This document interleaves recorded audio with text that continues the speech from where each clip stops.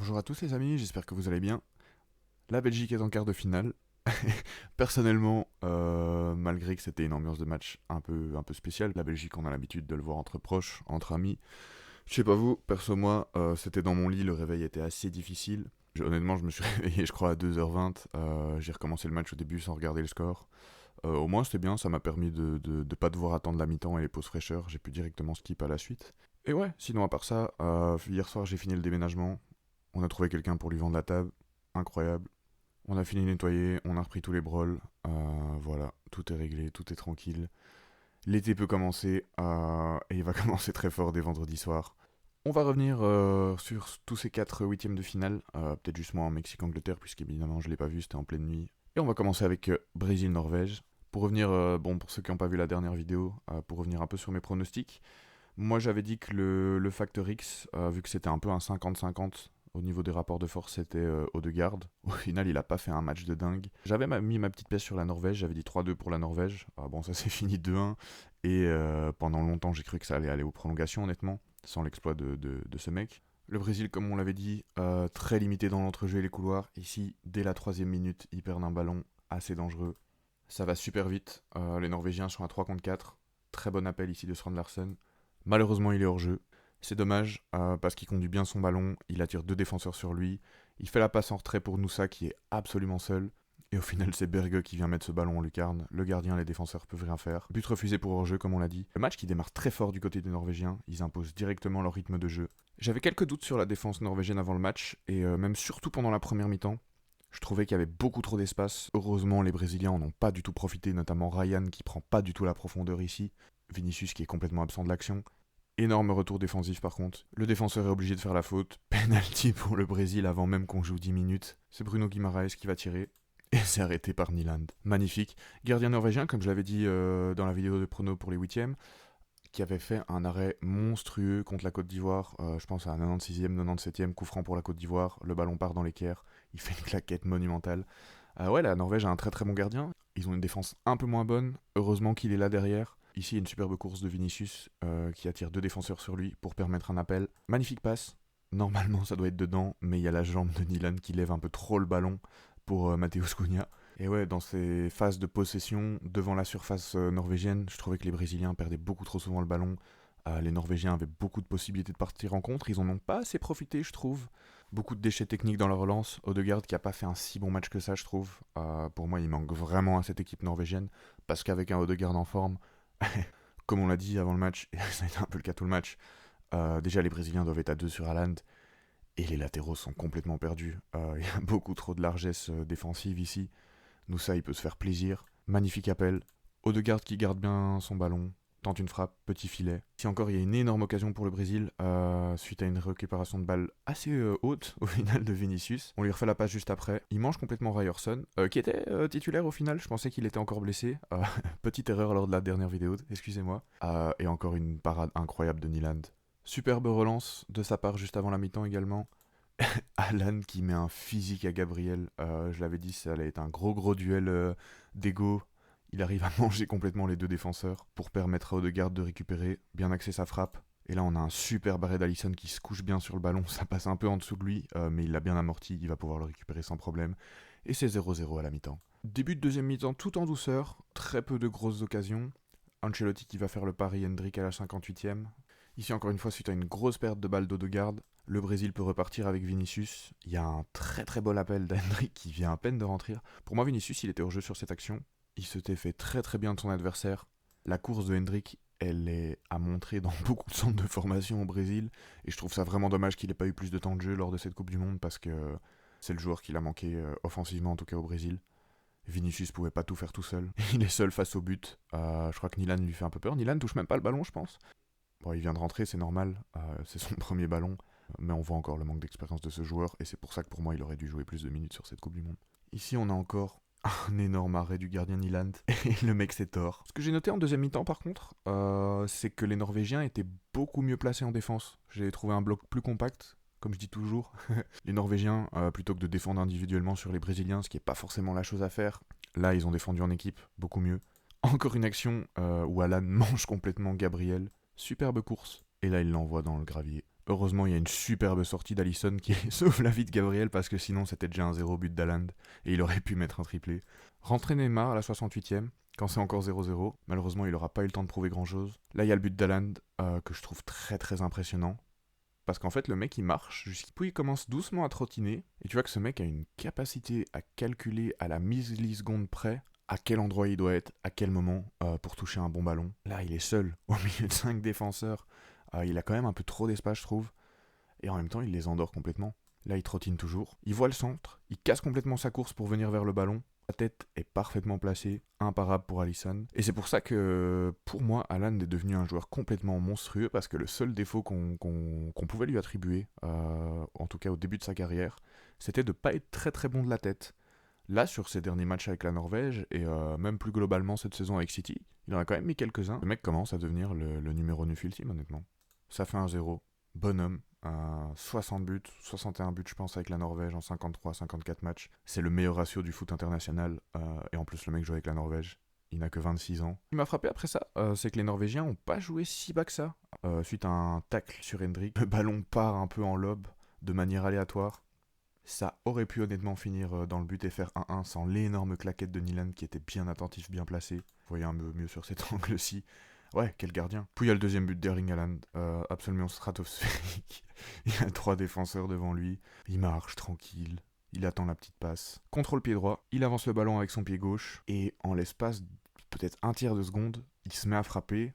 Les défenseurs brésiliens ont à peine le temps de se préparer à parer. Frappe à 128 km/h. Une des plus rapides jamais enregistrées, je pense, en Coupe du Monde.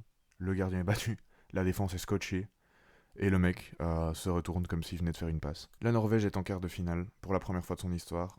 Quel parcours, quelle équipe. Ils sortent deuxième sans perdre avec l'équipe A d'un groupe avec France, Sénégal, Irak.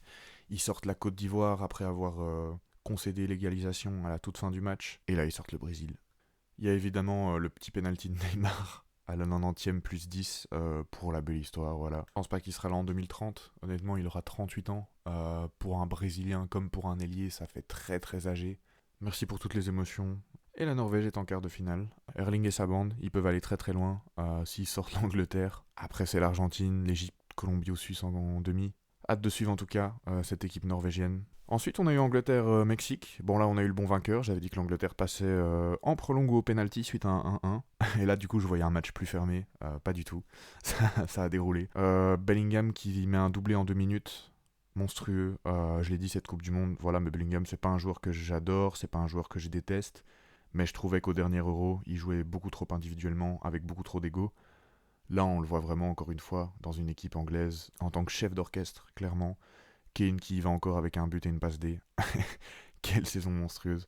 Ouais, l'Angleterre, c'est une équipe de malades. Quand on voit les célébrations dans le vestiaire après la qualification, on se dit qu'il y a vraiment enfin un groupe qui sont plus un ego démesuré comme avant. Défensivement, ça reste un peu limité. Pour moi, la frayeur, c'est que Nusa, encore une fois du côté norvégien, va pouvoir se faire plaisir peut-être en quart, parce que Quensa a pris un rouge.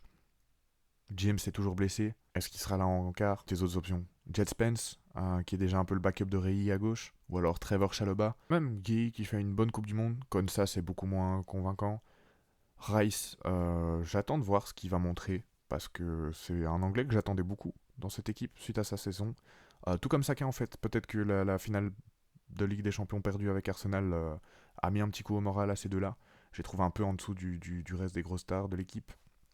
Pickford au goal, évidemment, c'est pas la joie toujours. Le Mexique qui quand même va en huitième de finale, qui en met 2 à l'Angleterre. Ouais, je suis désolé de pas vous faire une analyse plus poussée, mais malheureusement, je vais pas m'avancer alors que j'ai pas vu le match. En tout cas, très très très hâte de voir cette Angleterre-Norvège samedi à 23h. Ça, c'est un match à n'a absolument pas louper. Et on fera la petite vidéo prono, bien sûr, dans la fin de semaine, après les derniers huitièmes de finale. Ce sera sûrement demain, en fait. Je voulais regarder, je voulais l'analyser, mais malheureusement, j'ai fini un peu tard aussi. J'ai crevé un pneu sur la route, du coup j'ai dû changer ma roue de secours. Après je suis rentré, j'étais complètement cassé. J'ai mis le match sur mon ordi, mais je l'ai un peu regardé de loin, pour être honnête avec vous. J'ai un peu décroché, surtout qu'il s'est pas passé tant de choses que ça de mémoire. On a quand même l'Espagne qui a eu plus d'occasions nettes, qui a été très très solide en défense encore une fois. On sentait quand même des Portugais avec plus d'envie, ils se sont quand même créés quelques occasions. On avait dit 2-1 pour l'Espagne, au final ça a fini 1-0. On a le vainqueur encore une fois, mais on n'a pas le score. Je pense que sur les pronostics, maintenant à partir des quarts de finale, je vais plus donner un score forcément. Je vais plus donner le scénario de match le plus possible pour moi, les joueurs qui peuvent faire la différence, les secteurs où il va peut-être y avoir un écart de niveau. On avait dit par exemple sur Brésil-Norvège, les latéraux, c'était vraiment le point faible des deux équipes. Et c'est là où nous ça a pu se faire plaisir du côté de la Norvège et a été homme du match. Bah ouais, Espagne qu'on va jouer en quart, c'est un sacré morceau. Ils ont toujours pas encaissé de but dans cette Coupe du Monde. Équipe très très solide, très complète, qui joue extrêmement bien ensemble. Une collectivité très poussée pour le niveau international. Et Lamine Yamal, que j'attendais un peu plus brillant dans cette Coupe du Monde. Il sort peut-être de sa blessure, mais pour l'instant, toujours pas de performance mémorable. J'espère que ce sera pas contre nous. J'espère qu'on va pas se manger des edits TikTok de joueurs belges qui se font détruire. Et en parlant de la Belgique, ouais, on va revenir sur ce match de dingue encore une fois. J'avais dit dans ma vidéo de pronostic que s'il n'y avait pas de scandale arbitral, on allait les éteindre. On les a éteints. Même leur but, c'est de la chance absolue. On va revenir sur tout ça, bien sûr. Je suis assez content de Rudy Garcia. Je suis assez content de ses choix à pas titulariser De Bruyne. Ça a été beaucoup plus équilibré au milieu de terrain avec Tielemans, Onana, Raskin. Ngoy, qui a fait des bonnes choses, des un peu moins bonnes choses. Je trouvais que la défense, c'est pas ce qui nous a le plus, c'est pas ce qui m'a le plus plu. Maintenant, ouais, je trouve que Mekele, c'est pas le bon joueur forcément pour accompagner Ngoy. Il faut un joueur d'expérience qui communique aussi parce que Mekele, c'est pas un leader défensif non plus. Pour moi, je verrais bien plus Théat ou même De Bast titulaire à côté d'Engoy. Maintenant, ça c'est les choix du coach. C'est pas moi qui est sur le banc, c'est lui. Et c'est peut-être pour ça qu'on leur a mis 4-1. De Ketelaar, ouais, je l'avais trouvé vraiment pas convaincant dans cette Coupe du Monde, comme je l'avais dit. Là, il me surprend rien. 2 buts, un assist. Magnifique performance de sa part. Un vrai numéro 9, alors que c'est pas du tout son profil à la base. Très satisfait en tout cas. Luke Bacchio, il me prouve encore une fois que c'est un joueur qui doit rentrer à l'heure de jeu. Il n'a pas les épaules pour être titulaire. Côté américain, on avait dit le gardien, c'était vraiment leur faiblesse. Il a été nul, mais quand je vous dis nul, lui il s'est fait bouffer aussi. Encore plus quand Lukaku est rentré, vraiment ça a été ça a été sa petite chienne. J'ai pas envie de parler mal des Américains, mais quand on voit tout ce qu'ils ont fait dans le monde ces dernières années, quand on voit comment ils ont été insolents avant le match contre la Belgique, comme en 2014, hein. J'ai des flashbacks de quand j'étais gosse. On voyait les Américains au journal qui disaient ouais la Belgique on sait même pas où c'est, machin, on a une meilleure équipe, Christian Pulisic, nanana. Non, on les a renvoyés chez eux alors qu'ils sont déjà à la maison. Le stade qui savait que faire au final crier USA, USA au début du match, bah à partir de la 40e, c'était déjà la clim. On va revenir évidemment sur tout ça plus en détail. Ouais, finalement, c'est bien l'arbitre jordanien qui a arbitré le match. Il y avait des rumeurs comme quoi c'était un arbitre sud-américain qui avait été très litigieux dans d'autres matchs de Coupe du Monde qui allait nous arbitrer. On a eu très peur avant le match, au final ça a été lui. Je sais que les Jordaniens, a priori, ils sont carrés. Les deux trois autres matchs qu'il a arbitrés, j'ai pas entendu forcément de dinguerie, ou alors je suis pas au fait. N'hésitez pas à me dire dans les commentaires si vous avez des infos que j'ai zappées. Très jolie touche par De Kuiper, qui a fait aussi un bien meilleur match que contre le Sénégal. Je suis très content qu'il ait eu la confiance de Rudy Garcia pour ce match. Les Américains, beaucoup trop lents à la détente quand il s'agit de la relance. Il y en a aucun qui se précipite vers le ballon. On a un bloc trop compact en fait de 10 joueurs ici. Alors oui, ils sont combatifs, ils repoussent la première frappe, mais le problème quand t'as un bloc trop compact, c'est que tu renvoies juste le ballon à l'adversaire, le tireur va être encore mieux placé, il va avoir un encore meilleur angle de frappe. Heureusement, il y a une claquette de Rice, un de ces seuls bons arrêts du match, qui nous empêche de déjà leur mettre un 0 après 44 secondes. Ça va aller très vite. Ce que j'ai trouvé très bon dans le match aussi, c'est les transversales. On a eu une capacité, j'imagine que ça a été bien travaillé à l'entraînement, de changer d'aile pendant le match de manière précise. On a raté très peu de ballons comme ça, et ça permet d'attirer le bloc adversaire d'un côté, pour ouvrir plus d'espace dans l'axe ou dans le côté opposé. Les Américains qui empêchent le centre, le ballon qui retombe un peu en lobe. Encore une fois, il relance pas bien, c'est récupéré ici. Superbe passe de Ketelaar, complètement oublié par les deux défenseurs. C'est beaucoup trop facile, il crie déjà au hors-jeu, il n'y a rien du tout. Ça fait un 0 après 9 minutes, c'est trop beau. Et là, on sait que... Ouais, on est juste déchaîné, toute l'équipe est déchaînée. Et à mon avis, De Ketelaar doit être très très content. Premier but en Coupe du Monde de sa part. Belgique, qui après avoir retiré le poster de Trump avec Louis Boucher de sa chambre, explose quand même en joie. Sorti malheureusement, blessure d'Onana. Ça a l'air quand même assez sérieux. Il a été soigné pendant une bonne partie du match. Il est revenu sur le côté du terrain sur Becky vers la 60e, 65e je pense. Je pense pas qu'il va rejouer à ce mondial malheureusement. C'est dommage, très chouette joueur. J'espère qu'il va rester avec le groupe pour l'ambiance, parce que c'est un chouette gars. Ici, On a un coup franc pour les États-Unis, très très très limite. Il y a un contact, mais pour moi c'est de la lutte. Si Trump utilise l'argument de la lutte pour enlever le carton rouge, je vois absolument pas pourquoi il y aurait faute ici. Les deux joueurs se font un peu du coude à coude, il y en a pas un qui pousse l'un plus que l'autre. Tillman qui va très très bien botter ça. Malheureusement, c'est contré par un de nos défenseurs, qui fait Courtois qui partait très très bien, ne peut absolument pas avoir le ballon. Ça fait 1-1. Voilà, beaucoup de bruit dans leur stade, ils sont contents. Ce sera que de courte durée au final. Superbe centre de Trossard, un peu en retrait. L2 carré sur FIFA pour les connaisseurs. Magnifique tête de Deketalar. On croirait voir Lukaku, hein, honnêtement. Il mange complètement le défenseur qui tombe par terre. Rem, comme on avait dit.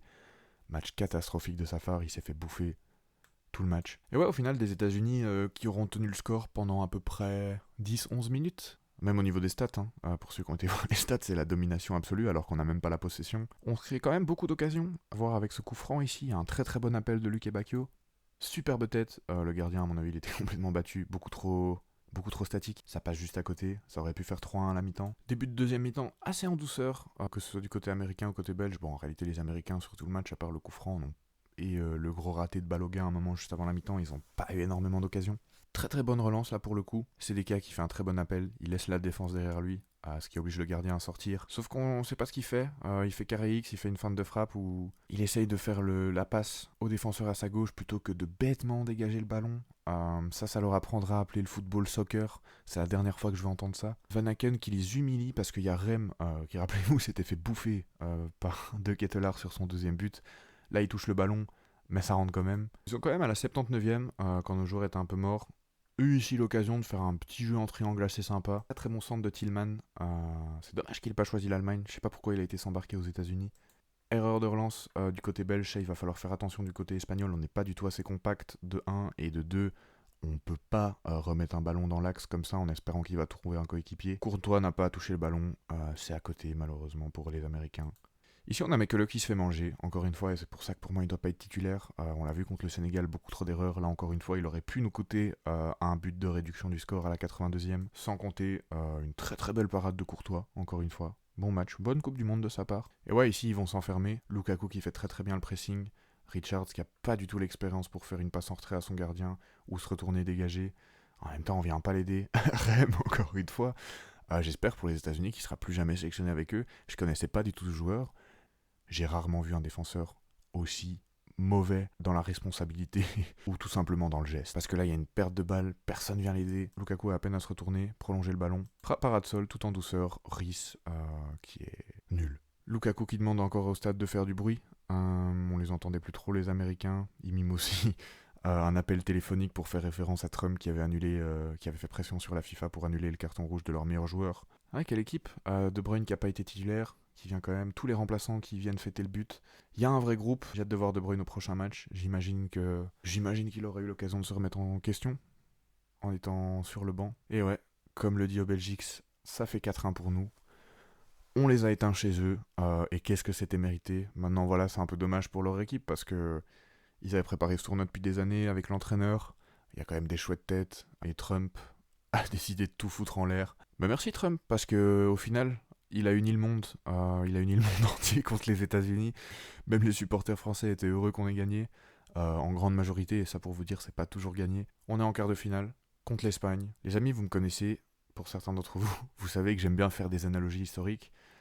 Voilà, là en 16e, pardon, on a encore fait une remontada de malade mentale contre le Sénégal. On avait fait pareil en 2018, évidemment, en 8e contre le Japon. Mais pour ceux qui savent pas, avant 2018, notre meilleure Coupe du Monde, c'était en 1986. À l'époque, c'est comme l'Euro actuellement, il y avait 24 équipes, je pense, qui jouaient la Coupe du Monde. Les 2 premiers de chaque groupe étaient qualifiés pour les 8e de finale, ainsi que les 3 meilleurs... que les 4 meilleurs 3e. Nous, la Belgique, on perd le premier match contre le Mexique, qui joue à domicile, bien sûr, qui était une grande équipe à l'époque. Ensuite, on bat 2-1 l'Irak, et on fait 2-2 contre le Paraguay. On finit heureusement dans les meilleurs 3e. Match d'anthologie contre l'ogre soviétique. On est mené 1-0 à la mi-temps, 1-1, 2-1, 2-2. Ça va en prolongation, et ouais, là on est au bout d'un pays qui à l'époque avait peut-être 20-30 fois notre nombre d'habitants. Et ensuite, comme 40 ans plus tard, quart de finale contre l'Espagne. Et là on gagne au penalty. Ouais, l'Espagne qui avait quand même une sacrée équipe, avec Butragueno, Munoz, le gardien Zubizarreta, très connu dans les années 80 aussi, Alberto, Et si l'histoire se répétait samedi, on verra. On en parlera dans la prochaine vidéo. En attendant ce soir, Argentine-Égypte, Suisse-Colombie à suivre. On fera un petit récap demain, mais je vais peut-être me faire plaisir en regardant un des deux matchs. Mais je vais pas forcément analyser dans le détail. J'ai pas envie d'être hyper attentif sur ces matchs-là non plus. J'ai besoin de repos, pour être honnête avec vous. Et ouais, demain on se fera une vidéo quand on aura les deux derniers quarts de finalistes pronostics. En tout cas les gars, j'espère que la vidéo vous a plu. N'hésitez pas à me faire vos retours. J'espère que vous allez bien sinon à part ça. N'hésitez pas à me faire vos pronostics dans les commentaires. Passez une très bonne fin de journée. Et on se retrouve demain ou jeudi pour parler des quarts de finale. Ciao ciao.